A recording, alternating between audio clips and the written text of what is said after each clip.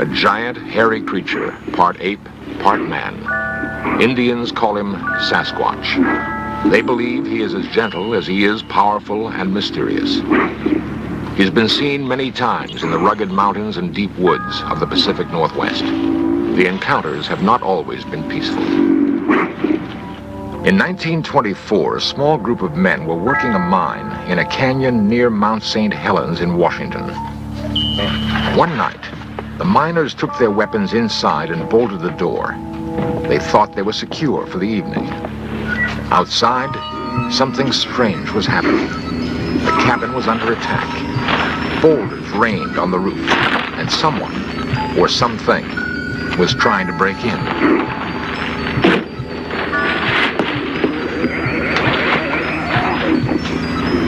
The miners later described their attackers as large, hairy apes. The siege lasted several hours.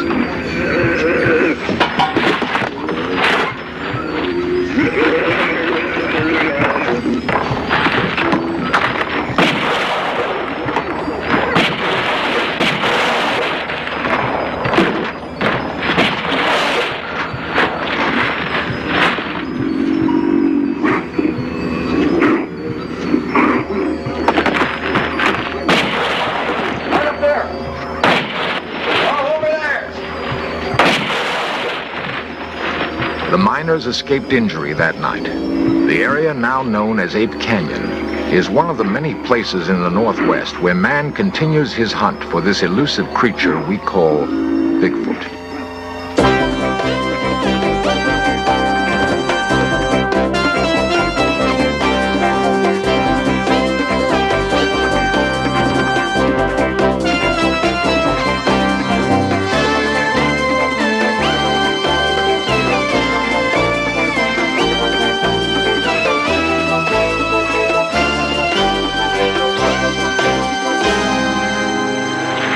People do not believe in Bigfoot, but a lot of people do, and some of them feel they must kill it to prove it exists.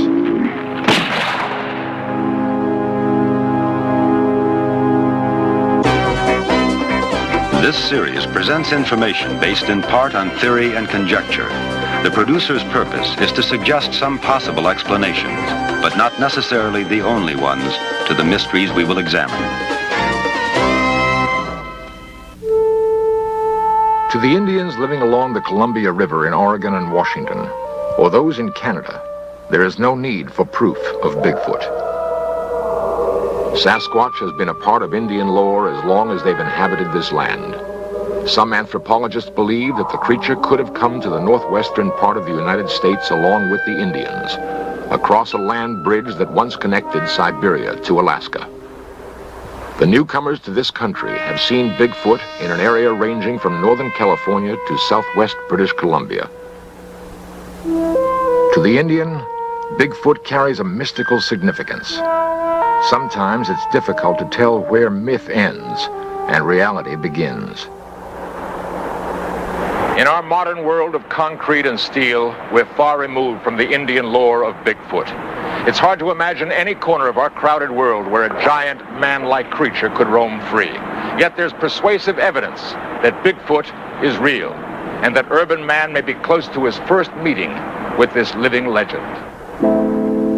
It is felt by some scientists that Bigfoot falls somewhere in this progressive chart of man, a giant hominid related to but not like modern man. According to this theory, Bigfoot would have pursued a course of evolution separate but parallel to his human cousins. Dr. Grover Krantz is an anthropologist at Washington State University. Its locomotion is the human design, so we know it's probably our closest living relative.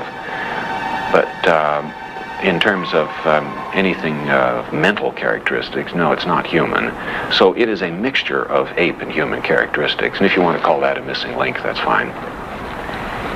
Now, this is a cast of a jawbone of something that I think is actually the Sasquatch. This is a jaw that's anatomically in between human and ape in its teeth, but it's much larger than any living ape, much larger than a gorilla, for instance. These are known from fossils about 1 million years old in China, and it has been named Gigantopithecus, and it has approximately the characteristics that our Sasquatch has. So I'm inclined to think that this species just simply is continuing today. The most convincing visual evidence of Bigfoot is a film taken by Roger Patterson in Northern California. Dr. Krantz believes it to be authentic. I've examined the film many times, watching it forward, backwards, stop framed, measured, and everything. And all of the anatomy of the creature is perfectly consistent. It just simply does not fit with a man wearing a suit. In fact, a suit of that size, we can establish exactly how big it is. There's no way a man could fit into it. The shoulders and chest are simply too wide. The feet are properly designed for carrying that kind of body weight, and that doesn't make any sense unless you've got a body of that size. And Patterson could not have faked any of this stuff. I talked to him about some of the things I saw, and he didn't even understand what I was talking about. Reports of Bigfoot sightings in the Northwest go all the way back to 1811. There have been some in other parts of the United States, but most have come in the area from Northern California to British Columbia. In 1882, a British Columbia newspaper published the story of railroad workers who saw and captured a creature they called Jacko. No one seems to know what happened to that creature, but the hunt for others has brought headlines all across the United States. There have been an estimated 2,000 reported sightings of Bigfoot. Half of those are considered fakes. The other half are very real, especially to those who live in this rugged country and who've seen with their very own eyes, seen something strange and sometimes frightening. I'd been down to my folks's, and Cindy was with me, and we decided it time to go home, and so we left. And Lewis Alway and his daughter Cindy of Stevenson, Washington, returning home one night from visiting his parents, came across something they'd never seen before. It was about 10:30, 11 o'clock at night, and Cindy was sleeping on the floor, on the seat. I come around the corner there, and there it was. It looked to me like he had just come over the top of the guardrail there. I woke her up and she got to see it just before it ran into brush. And at first I thought it was a bear, but when it took off across the road on its hind legs, I just couldn't believe it. I hunt and I fish and I see a lot of game all the time, and it looked like something that I'd never saw before. 3 or 4 years ago, we received a call in the late part of the fall. The people who own this cabin back here said they'd found some tracks of what they thought was a large animal. And we came out and investigated that. Back here by the tree, we found several tracks that were real large, way larger than a human. I sure wonder about it. Sheriff William Klausner of Skamania County in Washington has investigated tracks and talked with eyewitnesses. He's seen too much to be totally skeptical. The most unique thing about what we've learned from this is that the people who have either written or called, who have experienced the same kind of thing or had seen tracks, mention of a strong sulfur smell, and that's real unusual. As Sheriff Klausner says, the smell description is not unusual. James Strahan and Harold Teskey recently saw something on the roadside near Colton, Oregon.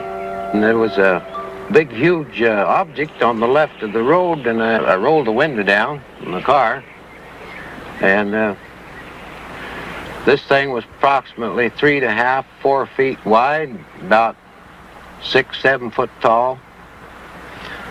And the odor of this animal, after I rolled the window down, was so offensive that I couldn't remain there any longer. And I was scared too. And I've been around the mountains and around animals a lot, and this thing truly scared me. And so I got out of there and rolled the windows up in the car, went on home. And the odor of that animal stayed in that car until the next morning. It was still in there. 1 mile outside the Dalles, Oregon, several members of the Bigfoot Investigation Project and Information Center climbed to an observation point.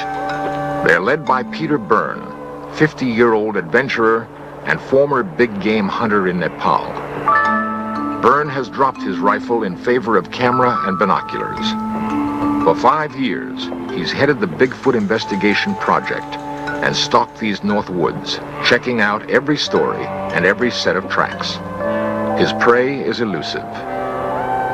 We will talk to the person who says that they've seen one. We will talk to their family, perhaps to their employers or employees. We'll talk to the local police to see if they know them, to find out if the person is simply a joker, a hoaxer of some kind, or if they're a person of reputation and of known integrity. And then we'll go and see the person, we'll interview them, and of course we'll try and get to the place of the actual sighting as quickly as possible. One of the most credible sightings took place near Mount Hood, Oregon in 1974. 2 loggers, Jack Cochran and Furman Osborne, were working in an area of fallen timber. Cochran explains what he saw. I looked off towards the woods, and I saw these 2 long legs moving at the edge of the timber. And as this thing walked, it walked with a glide, and then it reached an arm out and kind of touched a tree as it walked by. And I saw these wide shoulders, and then it just moved off down the hill. J.C. Rourke and I were up on that little hill there and setting chokers, and the cat came down to the line and he didn't come back, so we decided to walk out in the woods onto the timber so we could be in the shade, and we heard this commotion there in the brush, and we saw this big monster going out through there. And I yelled for my buddy. I wanted him to see him, and I started running. I wanted to get a closer look at him, and we chased him over the ridge there, and at one time I was within 50 feet of him. Whatever Osborne chased through the woods left him far behind. Cochran, an amateur artist, tried to sketch what he saw. He was tall, long-legged, and hairy, very broad shoulders, and his head seemed to just spring up out of his shoulders, no neck. The arms were long, and more in proportion than a human. There is persuasive evidence that men may be closing in on Bigfoot. What will the hunters do if they find him? And we'll just smooth it out a little bit, make sure it runs into all the cracks and corners, and that's really all there is to it. Peter Byrne, professional Bigfoot investigator. Before doing this, and now Hundreds of unexplained footprints have been found in these woods. They receive close examination by the experts.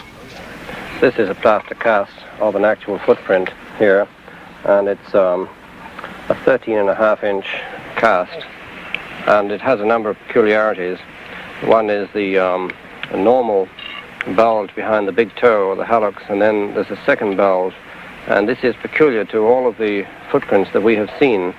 Nobody really knows what causes this second bulge. Perhaps it's a muscle of some kind to support the enormous weight. This is a cast of an individual that's very obviously crippled, and I studied this at some length and found these 2 bulges on the outside of the foot. Anatomically, they have to correspond to a couple of gaps in the bones on the foot themselves. And the bulges in a normal human foot expanded to this size would have been here, but they're shifted forward. Well, anatomically, this means that the ankle weight is shifted somewhat forward. It's not just a gigantic human foot. It's the leverage has been redesigned, and this happens to be redesigned just exactly the way it would have to be for a 800-pound animal. So if the idea of that this was faked by somebody isn't quite so simple. If it was faked, it was done by a human anatomist who was a real genius, and he had to have laid out thousands of these fakes all over the place, and that just simply becomes impossible. Among the fakery that we have seen is a piece of film made in 1970 by a man in northern Washington. At first it looked very good. It was a man in a fursuit, of course. The particular man tried to sell it to us for $25,000, and he told us that the creature in this movie was 8 foot 6 inches in height. But when we found the area, we were able to do our own measurements, and we saw that the creature in the fursuit, or the man in the fursuit, was a little under 6 feet in height. This is, I think, is a good example of the kind of fakery that we have encountered through the years. Throughout the Northwest, there are hundreds of men hunting for Bigfoot. Don Peterson, Jack Sullivan, and James Huskin have searched for several years. They believe the hunt will end with a bullet. Well, I think eventually somebody's going to bring one in. It's the only way. Pictures aren't going to be enough because there's been film taken of one of these creatures anyway, and it's in dispute. Like Jim said, if we take a bunch of pictures, they're going to be under dispute, and if you can shoot one animal, you might be able to save the rest of them from everybody else from shooting them too. And that sets up a conflict among Bigfoot hunters. Does it have to be killed to prove it exists?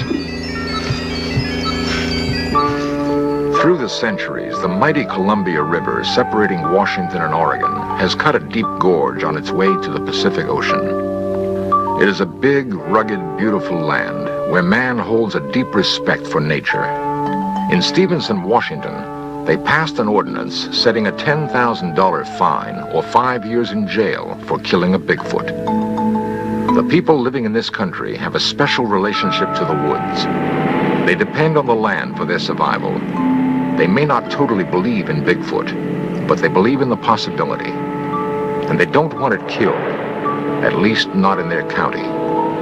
District Attorney Robert Leake. We didn't feel that if there was such an animal, that the animal had ever harmed anybody, or that it had done anything that deserved to be shot or captured. We need a piece of the body.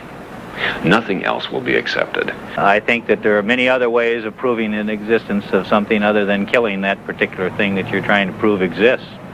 My preference would be to locate a hunter who has shot and killed one, and perhaps because he thought he killed a valuable animal or a peculiar human, he might not have said anything about it. But if he would come forward, perhaps we could examine the place where he killed it, and we might find a few bones, and then the whole thing is settled right there. If we don't find such an old kill, then the only alternative remaining is to kill one now. And grisly as that sounds, I think that is probably what we'll have to do. I would strongly urge the doctor to reconsider that, especially if he thinks he's going to do it in this county, because we would enforce the ordinance. Why add more controversy to something that's already controversial? Although what we have to have is a specimen for scientific identification. I think it would be morally wrong. I see no reason. In fact, I talked to a small boy, a schoolboy recently, and he said some people say shoot one to prove that they're there. And then he said, supposing the one they shoot is the last one. Well, my answer to that is if they become extinct, so what? If they're not proven, it doesn't make any difference. We have a lot of animals that became extinct in the past, and there's nothing we can do about it. And if this animal remains unaccepted, who cares if it becomes extinct? They're obviously rare. There are not very many of them. And as we see them, they could be a hominid form. It could be a man. To shoot one would be totally wrong. And we are totally opposed to this philosophy. While men ponder the dilemma, to kill or not to kill, many Indians wonder why this preoccupation with proving Bigfoot exists. To the Indian, there is no doubt. Many, like Mrs. Joe Washington, see the hunt for Bigfoot just another intrusion into their sacred past. You'll never be able to, you might say, civilize them like the white man done to us. He's somebody that belongs in the area that he chooses to live in. And if someone did bring him down,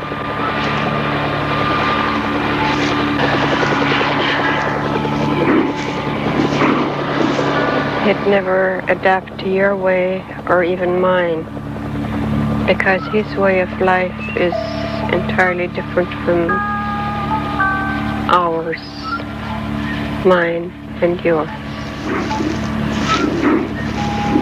And I always felt so bad when I hear of Sasquatch hunters that say they're going to photograph this man, or most of them refer to him as an animal. And from the stories and things that I was taught by my people, that he is not an animal, he's not a savage, he's a gentle being that just goes about his own way, collecting his own food, clothing, and lives where he chooses.